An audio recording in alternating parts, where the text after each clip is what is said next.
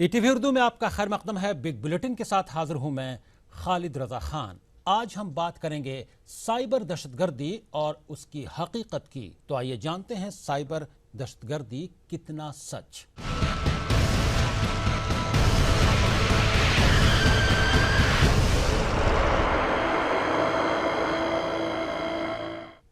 हैदराबाद में हालिया गिरफ्तारी से कबल बेंगलुरु, लखनऊ, मुंबई और औरंगाबाद से भी आईएस के नाम पर गिरफ्तारियां हो चुकी हैं। इनमें ज़्यादातर गिरफ्तारियां ऐसी हैं जिनका ताल्लुक सोशल साइट से जुड़ी सरगर्मियों से मुंसलिक है। गिरफ्तारियों के ताल्लुक से अक्सर ये कहा गया है कि ये लोग आईएस वेबसाइट का इस्तेमाल करते थे या फिर उन्होंने किसी दूसरी दहशतगर्द तंजीम की वेबसाइट से कई जानकारियां इकट्ठा की थीं। हालांकि वज़ीर दाखिला राजनाथ सिंह मीडिया के सामने कई बार ये ऐलान कर चुके हैं कि हिंदुस्तान के मुसलमानों में आईएस से हमदर्दी नहीं पाई जाती है और यहाँ के मुसलमान दहशतगर्द तंजीमों में कोई दिलचस्पी नहीं रखते हैं। हैदराबाद में बुध के रोज़ जो गिरफ्तारियां हुई हैं उनमें से कई हैदराबाद के मुख्तलिफ मकामात पर हमले के फिराक में थे, ऐसा पुलिस अफसरान का कहना है। हमारे साथ इसी मौजू पर बातचीत के लिए मौजूद हैं विराग गुप्ता जी, जो एडवोकेट हैं और साइबर लॉ के एक्सपर्ट हैं। आपका हमारे प्रोग्राम में खैर मकदम है। दिल्ली से जुड़ गए हैं हमारे साथ और मुंबई से हमारे साथ बातचीत में शामिल हो गए हैं सैयद फुरकान अहमद, प्रेसिडेंट हैं सहस फाउंडेशन, जो नौजवानों में, मुस्लिम नौजवानों में इस तरह की अवेयरनेस पैदा करता है कि इस तरह की सोशल वेबसाइट्स को न सर्फ करें और इस तरह के रुझान न रखें। इन दोनों का खैर मकदम है। हम प्रोग्राम की शुरुआत करेंगे, गुफ्तगू की शुरुआत करेंगे। उससे पहले हमें लेना पड़ेगा एक छोटा सा ब्रेक। फौरन हाजिर होते हैं।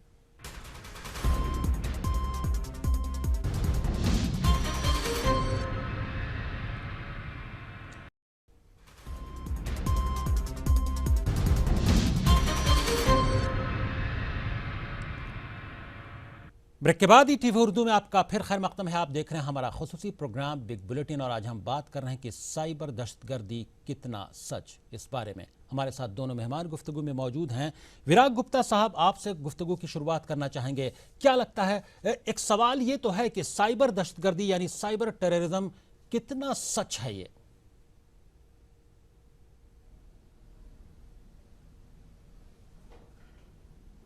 टेररिज्म नाम की कोई चीज़ नहीं होती है।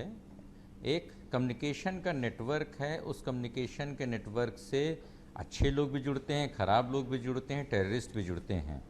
तो जब आतंकवादी टेररिस्ट जब उस कम्युनिकेशन नेटवर्क का साइबर टेक्नोलॉजी का इस्तेमाल करते हैं तो वो उसका एक मिसयूज़ होता है, जिसको कि हम साइबर टेररिज्म कह सकते हैं। और ये एक इंटरनेशनल फिनोमेना है, भारत भी उससे गुजर रहा है। और उसमें जो सबसे बड़ी वजह ये है इस पूरे मसले में कि जो लोग इसमें जुड़ते हैं वो गुमनाम तरीके से अपनी पहचान को रखते हैं। और अभी एक हालिया एक मामला आया था जबकि मेनका गांधी ने अपनी मिनिस्ट्री में उन्होंने बोला कि मैट्रिमोनियल वेबसाइट्स का मिसयूज़ हो रहा है।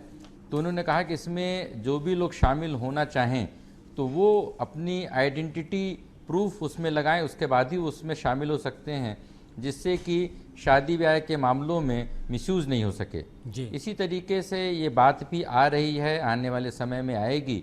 जैसे फेसबुक में है, ट्विटर में है, इसमें ऑफिशियली 8% उनके जो अकाउंट हैं वो बोगस हैं, फर्जी हैं। अनऑफिशियली 30% लोग उसमें एनोमिनस हैं, जो लोग गुमनाम तरीके से उसमें शामिल रहते हैं। तो क्या उन लोगों की आइडेंटिटी जाहिर होनी चाहिए, और जब आइडेंटिटी जाहिर हो जाएगी तो फिर कोई आदमी गलत काम या गैर कानूनी काम कर ही नहीं पाएगा जी। तो आखिर हुकूमत ऐसी वेबसाइट्स पर पाबंदी क्यों नहीं लगाती है? क्योंकि अभी जो गिरफ्तारियां हुई हैं हैदराबाद से, उसमें पुलिस का वर्जन ये है कि जो हैंडलर था, जो आईएसआई की, जो मुबैना आईएसआई की वेबसाइट थी, उसका जो हैंडलर था उससे इन्होंने राब्ता किया, उससे कॉन्टैक्ट किया। तो जब वेबसाइट पर हैंडलर का नंबर, उसकी तमाम डिटेल्स मौजूद थी, तो पुलिस उस तक क्यों नहीं पहुंच रही थी? पुलिस राब्ता क्यों नहीं कर रही थी? पुलिस उसको फिल्टर क्यों नहीं कर रही थी? या जो एजेंसीज हैं, ख़ास तौर से जो इन्वेस्टिगेटिव एजेंसीज हैं, वो इसको क्यों नहीं फिल्टर कर रही थी कि उन्होंने क्या छोड़ दिया था कि लोग उससे राब्ता करें, उससे कॉन्टैक्ट करें, उस हैंडलर से? नहीं, पुलिस और इन्वेस्टिगेटिव एजेंसीज़ की 3 बहुत बड़ी समस्याएं हैं।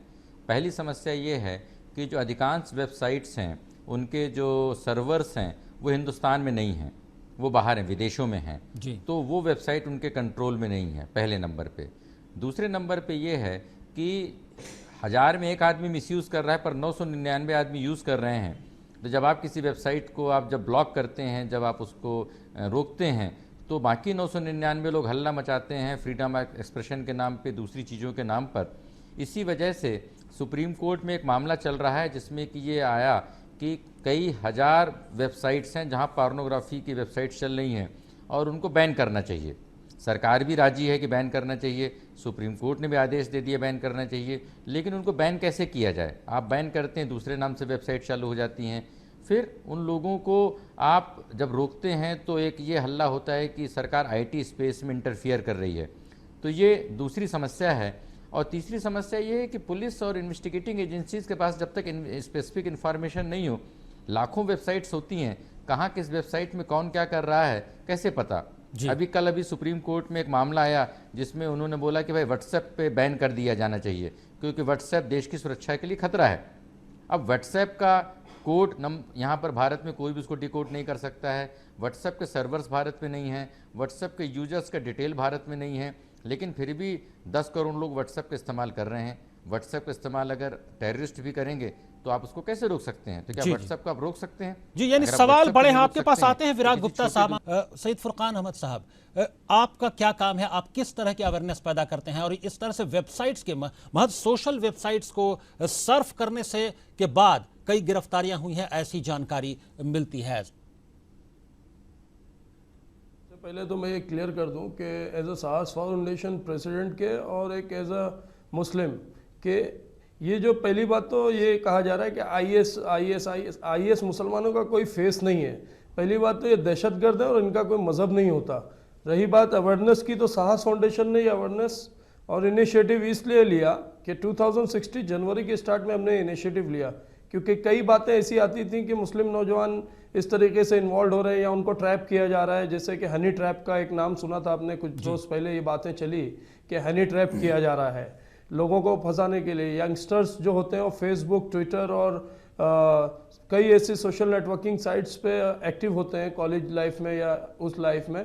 तो उनको पहले तो एक फ्रेंडशिप के ज़रिए एक गुमनाम आईडी से या किसी तरीके से उनको ट्रैप किया जाता है, उनसे बातचीत शुरू की जाती है, फिर उनको इमोशनली ब्लैकमेल किया जाता है। ब्लैकमेल करने के बाद जब उनको उनका ब्रेन वॉश किया जाता है, उस तरफ मोटिवेट करने की कोशिश की जाती है, थोड़ा सा इमोशनली टच देके उनको कहीं ना कहीं भटकाने की कोशिश की जाती है। मगर सवाल सबसे बड़ा ये है, साइबर सेल के एक्सपर्ट हमारे साथ बैठे हैं गुप्ता जी, आप लोग आपके चैनल के माध्यम से मैं ये पूछना चाह रहा हूँ कि ये जो लोग हैं, ये जो लोग यूज़ कर रहे हैं, उनके ऊपर तो सख्त कार्रवाई होनी चाहिए। अगर इस तरीके से देश के खिलाफ कोई गतिविधियां होती हैं या करते हैं तो उनके खिलाफ कार्रवाई होनी चाहिए।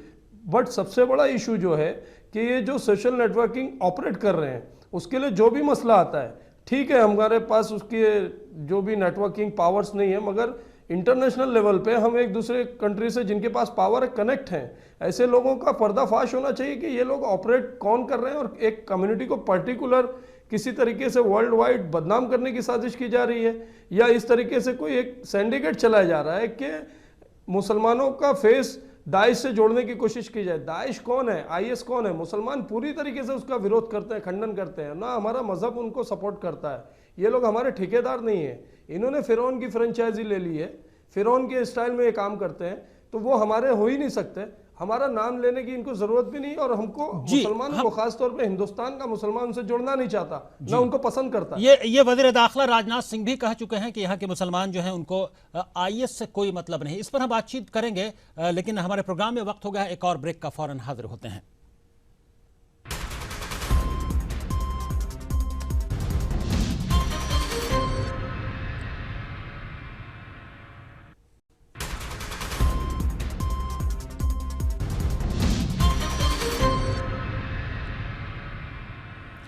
ब्रेक के बाद ही टीवी उर्दू में आपका फिर खैर मकदम है। आप देख रहे हैं हमारा खुसूसी प्रोग्राम बिग बुलेटिन, और आज हम बात कर रहे हैं साइबर दहशतगर्दी कितना सच। इस सिलसिले में हमारे साथ दोनों मेहमान मौजूद हैं, विराग गुप्ता साहब जो एडवोकेट हैं और साइबर लॉ के एक्सपर्ट हैं, और हमारे साथ मुंबई से हैं सैयद फुरकान अहमद जो साहस फाउंडेशन के प्रेसिडेंट हैं। विराग गुप्ता साहब, क्या जो कोई नौजवान हो या कोई भी हो, किसी एबीसी के लिए क्या किसी भी वेबसाइट का जो मुश्तबा हैं, जो इस तरह की जो शक के दायरे में आती हैं जो वेबसाइट्स, उनको सर्फ करना महज क्या ये गैर कानूनी है कि किसी ने सर्फ किया और वो कानून के दायरे में आ गया और उस पर किसी तरह के इल्जामात लगने लगे?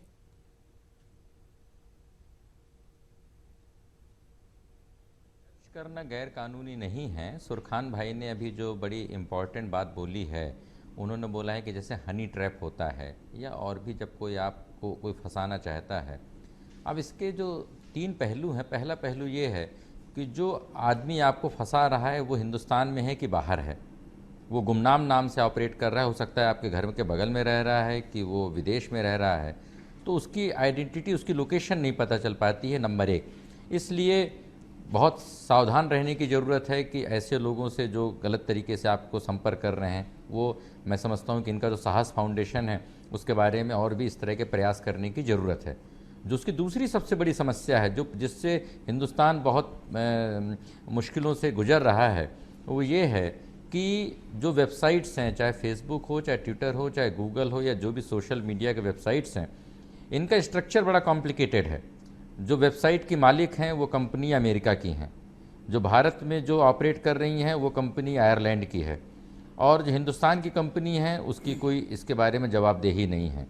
तो कल के दिन कभी कोई भी मामला आता है पुलिस के पास, तो पुलिस इसमें कुछ कर ही नहीं पाती है, क्योंकि सूचनाएं उनको वहाँ से जो इन्फॉर्मेशन है वो अमेरिका से, आयरलैंड से मिल ही नहीं पाती है। लेकिन विराग गुप्ता साहब, क्या गवर्नमेंट अपने लेवल पर इस तरह का कोई एग्रीमेंट नहीं कर सकती उनकी गवर्नमेंट से, अमेरिका की गवर्नमेंट या आयरलैंड की गवर्नमेंट से, कि इस तरह से हम लोग इंफॉर्मेशन शेयर करें? इस पर बातचीत क्यों नहीं होती? लोगों की प्राइवेसी पे दखलंदाजी कर रहे हैं आप। जब इस तरह की जब आप इंफॉर्मेशन लेने की कोशिश करते हैं, गवर्नमेंट इंफॉर्मेशन लेती भी है पर वो लेट मिलती है, प्राइवेसी का हल्ला हो जाता है, उसके बाद वो दूसरे तरीके से वो लोग ऑपरेट करने लगते हैं। एक कानून बना है जिस कानून को फॉरेन में गुप्ता जी बनाया है, फॉरेन में काफी टेक्नोलॉजी से है, फॉरेन में काफी टेक्नोलॉजी से इन चीजों को ट्रैप करने की। वो ग्रीवांस नहीं, यहाँ पर भी हैं। यहाँ दिक्कत यह है कि फॉरेन में सर्वर वहीं पर हैं, अमेरिका में ही सर्वर है, अमेरिका की ही कंपनी है, आपको इन्फॉर्मेशन मिल जाती है। यहाँ पर हिंदुस्तान में न कंपनी यहाँ पर है, न सर्वर यहाँ पर है। इन लोगों ने जो अपने ग्रीवांस ऑफिसर अपॉइंट किए हैं कानून के हिसाब से, वो आयरलैंड और अमेरिका में अपॉइंट किए हैं। उन ग्रीवांस ऑफिसर को 36 घंटे के भीतर देश की सुरक्षा फर्स्ट है ना, ये प्राइवेसी लोगों की सेकेंडरी है। ना इन्वेस्टिगेटिंग एजेंसीज किसी को नहीं पता है। नहीं, आप ऐसा समझते हैं, सही है, मगर देश की सुरक्षा फर्स्ट है ना। तो आप सख्त कानून लाए ना, आप सख्त कानून लाए ना, कुछ चीजें तो कड़ाई करनी पड़ेंगी देश की सुरक्षा के लिए। आज तक सबसे बड़ी बात यह है, देखिए ऐसा है, देश की सुरक्षा के लिए जो सबसे पहली कड़ाई करने की जरूरत है, जहां सरकार विफल हो रही है, गवर्नमेंट फेल हो रही है, वो ये है कि आज देश में 15 करोड़ सोशल मीडिया के यूजर्स हैं, और जो उनकी जो कंपनीज हैं, उन कंपनीज के सर्वर्स भारत में नहीं हैं, उन कंपनीज के ग्रीवांस ऑफिसर भारत में नहीं हैं। तो अगर सरकार ये बोले कि तुम यहां से लाखों करोड़ रुपए कमा रहे हो, अपने यहां पर जिम्मेदार लोग बैठाओ जो हमको सूचना दें। सूचना, आप इंफॉर्मेशन तो जब क्या रास्ता हो सकता है, लेकिन आज तो मांगते मिलती ही नहीं है। इसका कोई रास्ता तो निकालना होगा ना गुप्ता जी। नहीं, सरकार के पास इसमें कोई रास्ता तो निकालना होगा। रास्ता कानून में दिया हुआ है, रास्ता राष्ट्रीय सुरक्षा से जुड़ा हुआ है, नेशनल सिक्योरिटी से जुड़ा हुआ है, लॉ से जुड़ा हुआ है। पर ये कंपनियां इतनी बड़ी पावरफुल हैं कि सरकार इनके आगे बहुत कुछ अपने कानून का पालन नहीं करा पाती। सैयद फुरकान अहमद साहब, जब तक ऐसे कानून नहीं बनते हैं, आपकी ऑर्गेनाइजेशन या इस तरह की दूसरी ऑर्गेनाइजेशंस किस तरह से लोगों में, खासतौर से नौजवानों में अवेयरनेस पैदा करती हैं? और ज्यादा से ज्यादा ऐसे अवेयरनेस पैदा करने की जरूरत है जब तक इस तरह का कानून ना आ जाए, या एकदम पूरी तरह से लगाम ऐसी वेबसाइट्स पर लगाने का कोई इंतजाम ना हो जाए। जी रजा साहब, ऐसा है कि देखिए, हम लोगों ने कई प्रोग्राम्स किए जो कॉलेजेस में और सोसाइटीज़ में हुआ, और हम लोगों ने इंटरेक्शन किया लोगों से, यंगस्टर्स से। बट एक चीज़ और है, साहस फाउंडेशन या हमारी जैसी बहुत सी NGOs पूरे हिंदुस्तान में, भारत में काम कर रही हैं, सिर्फ इन लोगों के काम करने से कुछ नहीं होगा। सरकार और जितनी मशीनरीज है इन लोगों को भी इसके ताल्लुक से गंभीर होना पड़ेगा। आज आप देखिए देश का माहौल देखिए, आप सोशल नेटवर्किंग पे चीज़ें आती कहाँ से हैं, सोशल नेटवर्किंग में चीज़ें चलती कहाँ से हैं, जो लोग टिप्पणी करते हैं। आज कोई जिसके मन जो आ रहा है बोल रहा है, अपनी राजनीति गंदी राजनीति चमकाने के लिए जिसके मन जो आ रहा है बोल रहा है, वही चीज़ें सोशल नेटवर्किंग पे चलती हैं और वही माहौल बिगाड़ती हैं देश का, और देश की एकता अखंडता को तोड़ने का काम किया जा रहा है। तो इस चीज़ों को लगाम कसने के बाद कि ऐसी चीज़ें सोशल नेटवर्किंग पे देश से विदेश से कहीं से भी ना आए, और यंगस्टर को खास तौर पे इससे अवेयर होना चाहिए कि ऐसी चीजों से ना जुड़कर। जी यकीनन यंगस्टर्स को अवेयर होना चाहिए, लेकिन सरकार पर भी सवाल है, एजेंसीज पर भी सवाल है कि जब इस तरह के नौजवान किसी ट्रैप में आ जाते हैं और यह कहा जाता है एजेंसीज की तरफ से कि हैंडलर से इन्होंने राब्ता किया, कांटेक्ट किया, तो हैंडलर से राब्ता या कांटेक्ट करने के पहले एजेंसीज पूरी तरह से चौकस होकर स्कैनर पर क्यों नहीं रख रही थी वैसी वेबसाइट्स पर जिस पर हैंडलर के नंबर या कॉन्टैक्ट्स थे। ये एक सवाल खड़ा जरूर एजेंसीज पर भी करती हैं, ताकि वो कैसे इस तरह के नौजवान उन हैंडलर से राब्ता कर लेते हैं, इसके लिए एजेंसीज भी जिम्मेदार हैं। बहुत बहुत शुक्रिया हम अदा करेंगे हम दोनों मेहमान का हमारे प्रोग्राम में शामिल होने के लिए बिग बुलेटिन में। बिग बुलेटिन में अभी बस इतना ही। अब खालिद रजा को दीजिए इजाजत, मगर आप देखते रहिए ETV उर्दू।